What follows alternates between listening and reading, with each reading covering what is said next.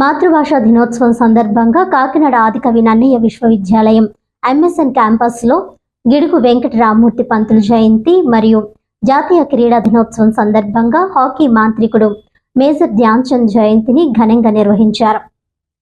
ఈ కార్యక్రమానికి విశ్వవిద్యాలయ principal professor S Prashanthi Sri ముఖ్య అతిథిగా హాజరయ్యారు. ఈ సందర్భంగా ఆమె మాట్లాడుతూ తెలుగు భాషను సులభంగా సజీవంగా ప్రజలకు అందించిన మహనీయుడు గిడుగు వెంకట రామ్మూర్తి పంతులని, ఆయన వాక్చాతుర్యం వ్యాకరణం పట్ల చూపిన కృషి మనందరికీ ఆదర్శం కావాలని అన్నారు.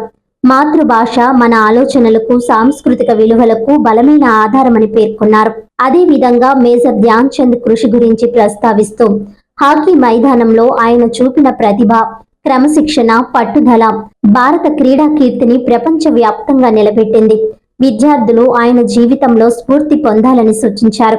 ఈ కార్యక్రమ కన్వీనర్ డాక్టర్ ఎం నానిబాబు మాట్లాడుతూ ఈ ఉత్సవం ద్వారా విద్యార్థుల్లో మాతృభాష అవగాహన పెంపొందించడం ప్రధాన లక్ష్యమని చెప్పారు. Physical director doctor B Ram Gopal మాట్లాడుతూ ఒకే ఒక వ్యక్తి ప్రతిభతో దేశం గర్వించగలదని ధ్యాన్ చంద్ నిరూపించారు. ఆయన ఆటను చూసి జర్మనీ నాయకుడు హిట్లర్ సైతం ఆశ్చర్యపడి సైన్యంలో ఉన్నత పదవి ఆఫర్ చేసిన సంఘటన క్రీడా చరిత్రలో చిరస్మరణీయమని వివరించారు. ఈ సందర్భంగా అధ్యాపకుడు మనోజ్ దేవ గిడుగు వెంకట రామ్మూర్తికి అంకితం చేస్తూ ఒక కవితను చదివి వినిపించారు. అలాగే తెలుగు సాహిత్యంపై వీడియోలు, మేజర్ ధ్యాన్ చంద్ జీవిత చరిత్రపై డాక్యుమెంటరీ ప్రదర్శించారు. ఈ కార్యక్రమంలో బోధక సిబ్బంది, బోధనేతర సిబ్బంది, విద్యార్థులు ఉత్సాహంగా పాల్గొన్నారు. కష్టపడి అతను అచీవ్ అయ్యి వాళ్ళ ఫాదర్ ఒక హిస్టరీ చదవండి, అతను ఒక హిస్టరీ చూడండి, అతను ఏ రకంగా తన జీవితాన్ని సాధించుకున్నాడు జరుగుతున్నాం. ఆయన అభిప్రాయాలు స్పష్టంగా ఇదే, భాష అనేది ప్రజల్లో ఉండాలి, ప్రజలతో తిరగాలి, ప్రజల మట్టి వాసన పెంచాలి.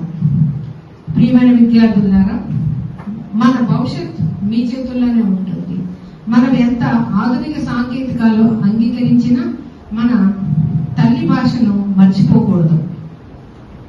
ఇంట్లో, పాఠశాలలో స్నేహితులతో ఎంతగా విలువైందో అంత తెలుగులో మాట్లాడండి.